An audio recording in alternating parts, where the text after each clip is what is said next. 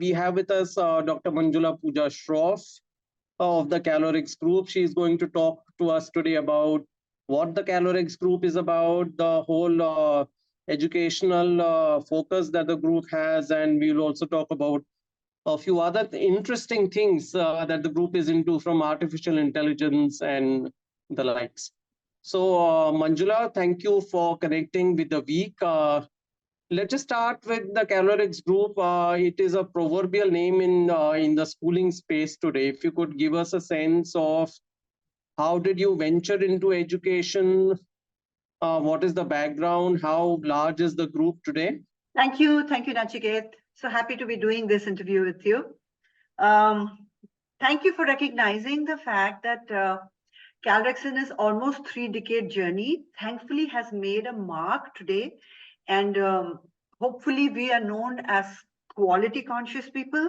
Hopefully we are known as people who are at the cutting edge of technology and go beyond just text or classroom teaching to real-time education of, who the spaces of creating young minds, shaping young adults, and we take that responsibility rather seriously.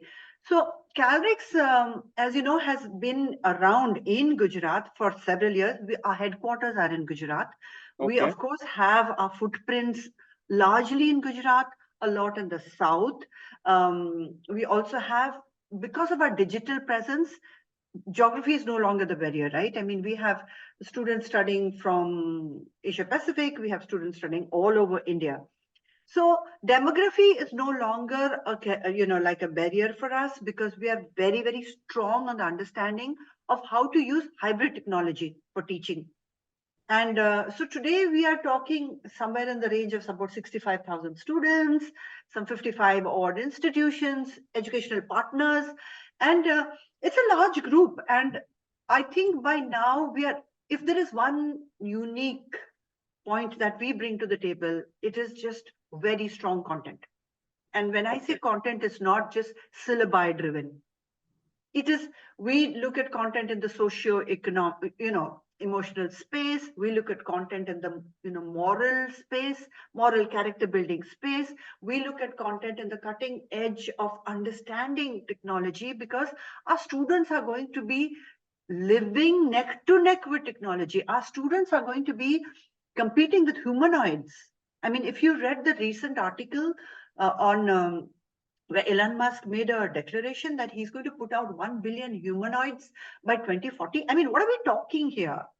In 15 years, if there are going to be 1:1 humanoids, the children who are sitting in our classrooms have to prepare to compete with humanoids, not human beings. We are very aware of that. We as Kalorex understand that space. At least we try to. I mean, let me not make any tall claim that we are, we are technocrats or technology people.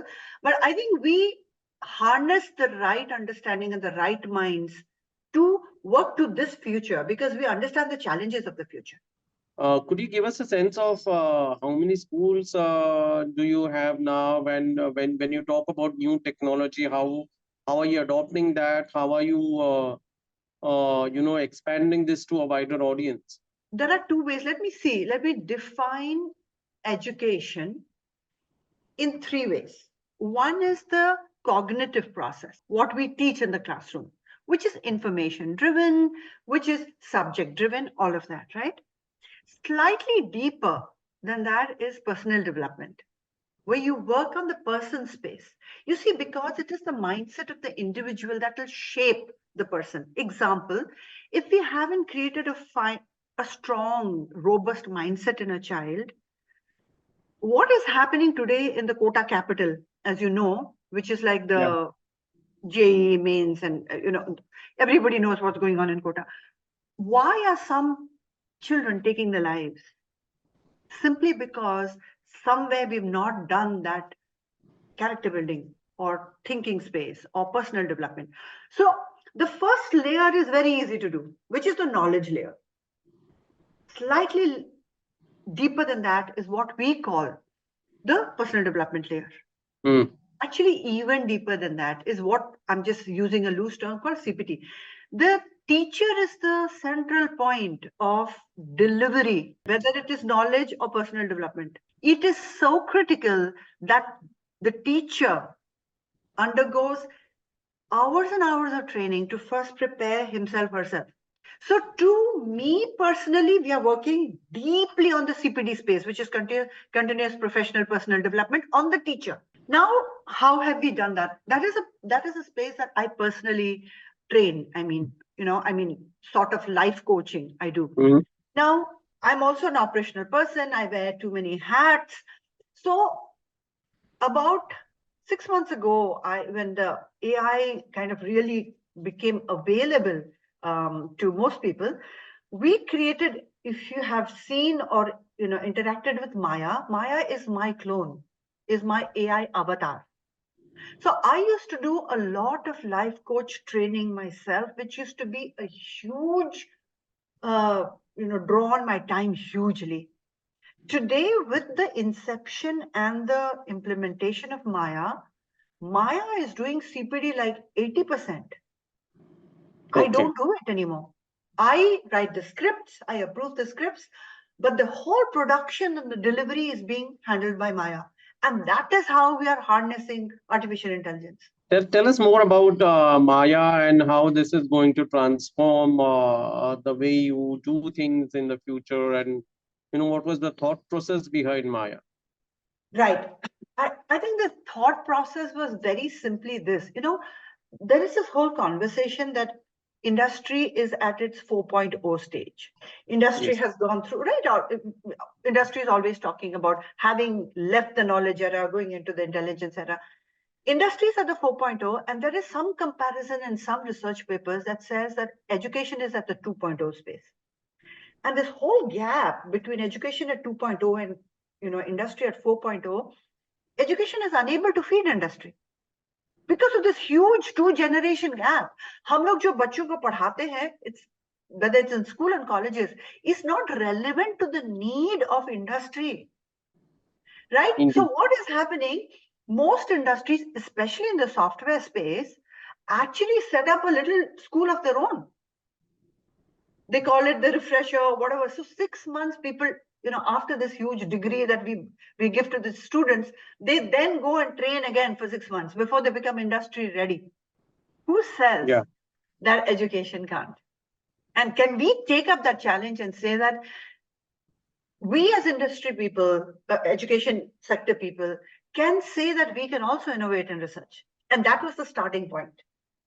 The second starting point, like I said, is how can we do efficient time management? So we continue to do deep life coaching work without having to, compromise on my time or my other responsibility as an operational head. So these were the two purposes. And here's what we really did. This summer, we took a summer goal. Internally, we have a team, we have a digital team, and we hired some interns from IIT Gandhinagar. And these are not even technology or AI or electronics people. One of the students was a mechanical and the other one was electrical engineering or something. And we just started to do research. And in 6 months, we had the first prototype of Maya, which was extremely rudimentary. My bad, in 6 weeks. In 6 weeks, we had the first version O of Maya, which was very rudimentary because, the eyes, mouth, and the hand coordination and all of that was going haywire. But we put something out in the market. And then we did iteration 2 and iteration 3. And by now, Maya, the people who don't know me on social media sometimes will think that I am the deep fake and Maya is the real person. That's really great. You have also written a book by the name Baby Steps to Big Dreams. Tell us something more about that. What went behind writing the book? Why did you do that? And who is it aimed at? At the very core of my passion is education. Mm-hmm. Education in its limitless form. I mean, everything is about education. At the end of the day, it is about how you prepare yourself for the next better version of yourself. So to me, I do not have a narrow definition of education. I have the widest possible definition of education. So, I'm grateful that the book has been well received. I think it's #1 on Amazon in the family category within 2 months of its release. It has had the great privilege of being released in the hands of the Mauritius, His Excellency, Prithviraj Chauhanji, who's the president of Mauritius. It's had the privilege of being read at COP28, which is the climate change of United Nations, the 28th edition, which when no books have been read. So it has been a trailblazer. But when I think about it, it's not me as an author so much as an extension of our work. The book contains truly case studies, situation analysis, practical tips, pragmatic way of looking at parenting, which modern day parents desperately need. Everywhere that I've gone around India, by now I must have done this book reading in 25 places all over India, meeting educators, meeting parents, and explaining why the book is so relevant today. And there are two main pillars of the book which I'd like to drop. The first one is, conversation is the oldest science. Through conversation, almost everything can be taught or learned or simplified, or all agreements come through conversations. And conversations, like our ancient science teaches us, begins with the womb. The celebrated story of Abhimanyu and the Chakravyuh formation, the war formation, way back was taught to us about talking to the womb. Right? We may have left it behind, but it's there in our ancient sciences. So it begins with that, goes on to Bhagavad Gita, where Bhagavad Gita, of course, is this celebrated text for universal love, but Bhagavad Gita actually talks about in Adhyay 16.1 on fear. And we as human beings are made of several emotions, the navras, like 9 emotions: excitement, happiness, surprise, disgust, all of that, love, fear. Why does Bhagavad Gita talk about fear? Because fear can limit us. Because fear can stunt us. Because fear can be a bottleneck to growth. Fear is the one emotion that can simply hijack our lives and not help and not make us vibrate at our fullest potential. And so the early years of the book, the book is on developmental science because we are all educators. It begins from the womb, goes to the toddler, to the infant, to the preschooler, to the primary school, to the middle school, to the senior school. So it's a developmental stages. At every stage, we're talking about relevant stuff. The first couple, right from infant stage to preschool stage, I'm only talking fears. Dealing with fear of darkness, fear of strangers, fear of heights, fear of being kidnapped, fear of bed, what it leads to, how they do bedwetting, why do they do bedwetting, why do they have scary dreams, all of that. So one part of it is because it's so strong in the emotional space, I think it's very relevant, and that's why it's being well received. On the other side of the scale is the AI advent and the internet. Today, children are not growing up at homes. They're growing up on the internet. And that is a space that they definitely don't understand, but even parents don't understand. Because they hang out there far more than adults do. And it's a wide, scary world, and somebody needs to guide them through it. So I'm talking about all the stuff that they're exposed to today: sex, alcohol, drugs, pornography. We don't get it, but children are exposed to these things. So it's time we talk. So I think the book is doing very well because it's an extension of our work. It is time we talk parenting. And without the partnership of parents, I don't think schools alone can build human beings. Yes. So I think the time was right for the book. It just got lucky. And the topics are very relevant. I mean, to be very honest with you, Nachiket, when I was writing the book, and because it is based on survey and data from our school systems, I had to break the glass ceiling myself. When you run schools, you're sort of at the defensive edge saying, सब लोग बोलते हैं, आप क्या drugs के बारे में या स्मोकिंग के बारे में या अल्कोहल के बारे में या इंटिमेसी के बारे में बात करते हो? ये सब तो स्कूल्स में होते हैं. So, you come from a space where you're defensive, people will turn around and blame us. But when I see around how young children are losing their lives, sometimes for marks, sometimes for board exams, sometimes at a quota, sometimes at games, I was like, let's True. just break this. I mean, let's just talk about it. We need Yes. to talk openly about it. And so that's why the book, and I'm just so glad that people see relevance of the book seriously. Yeah, that's a very relevant topic for today's generation. The other important topic that is there on every discussion table is about climate change and ecology, and you have been talking about it in the COP meetings as well. So, in the students of today, how do you build in that eco consciousness? Unfortunately, I always say this, right? That we are all striving for business, we are all striving for growth and all of that. But planet rahegi to na ye sab milega. So let's just go to the brass tacks, right? I mean, let's go to where the shoe hits the nail on the road. And that is sustainability. Without sustainability, without each one of us taking responsibility of sustainability, we will just not have a planet to live on.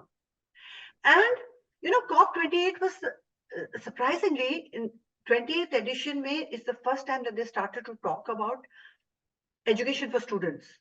And Yeah. I thought it was thankfully there because we need to sensitize the future generation. I mean, we've done whatever evils we've done with the planet, but the future, and you'll be surprised because we talk to young students, they are already there.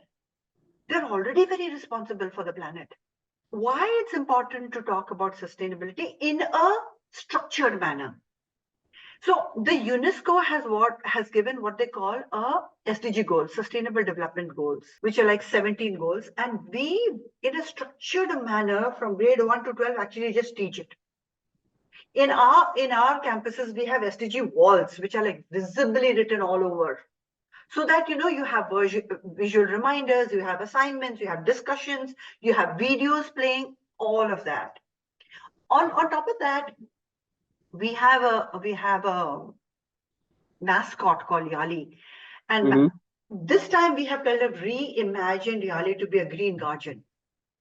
So our mascot is giving strategies on that, how to. So I mean, there isn't sufficient potable water. There isn't sufficient landmass.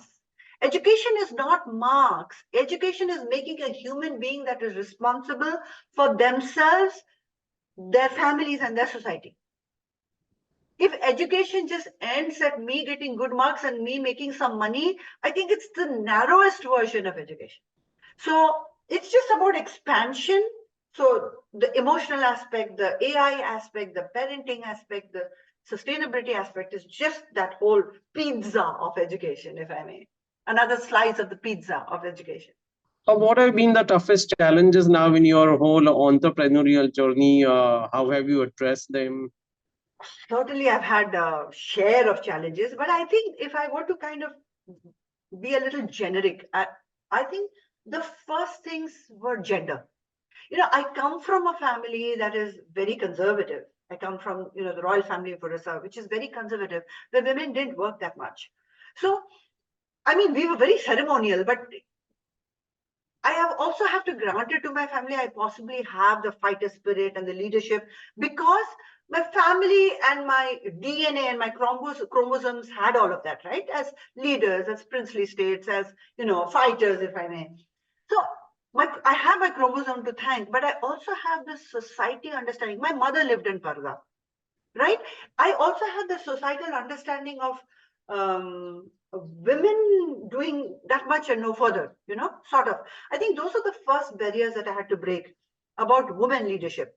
When I had started out, there were very few women working. I'm so glad that today there are so much more women in workforce, but there were very few women at leadership positions. It was even far less. I mean, that the numbers are from 2% leadership to possibly 10% leadership even today. So leadership positions were far less, which means that you as a leader, as a woman leader, are leading men who are very capable in their qualifications. Let's take, as a leader, I'm not a chartered accountant, but I have a chartered accountant reporting to me. As a leader, I'm not a lawyer, but I have a legal team reporting to me. As a leader, I'm not a marketing person, but I have a marketing team reporting to me. As a leader, I'm not an engineer, but I have a civil engineer reporting to me. You know what it means? It doesn't mean that just because I'm a leader, and especially as a woman, they're going to listen to me. I'm going to have proved my mettle, and sometimes 2 times because I'm a woman, which means that I'm constantly learning, which means that I'm constantly reinventing myself, which means that I'm constantly earning their respect. It is not easy to be a driver. It's not easy to be a leader. Correct. Because you can sit in a chair, but respect is earned. Yes. Authority, maybe not. For authority, you don't have to work, but for respect, you have to work. And I'm a thorough, leader who's like, I get my hands and legs dirty. And today, if I'm able to lead those teams, it's because I burn that midnight oil trying to learn. So I think that has been one of the biggest challenges, trying to be a good leader in a man's world. Let's just accept it. I'm not a gender person. If anything, I believe that the yin and the yang is like a partnership. It's never anybody better. Each one brings great compliments to the table. So I've always had that thought. But having said that, in the industrial, in the professional space, is a man's world. And women have to work more than necessary. So that has been one of my biggest challenges. Any other challenge? I mean, I've faced a lot of challenges, but hey, I mean, it's part and parcel, right? It's part and parcel of a public life. It's part and parcel of, you want to achieve, no pain, no gain. You want to achieve high stuff. You go through high stuff. So no complaints there. Lots of learning, lots of visibility in that space. But yeah, it's been a very fulfilling, very, very challenging. I don't know if I believe I've been a role model to many people. I think some parts of my life they'll say we'd rather not go there. But yeah, it's really been very, very fulfilling. Well, that was Dr. Manjula Shroff of the Kalorex Group. It was a very insightful session talking about different topics from education to technology to entrepreneurship. Thank you so much for speaking with the week, Manjula, and thank you for connecting with the week. Thank you so much, Natiket, for your time. It's been my pleasure.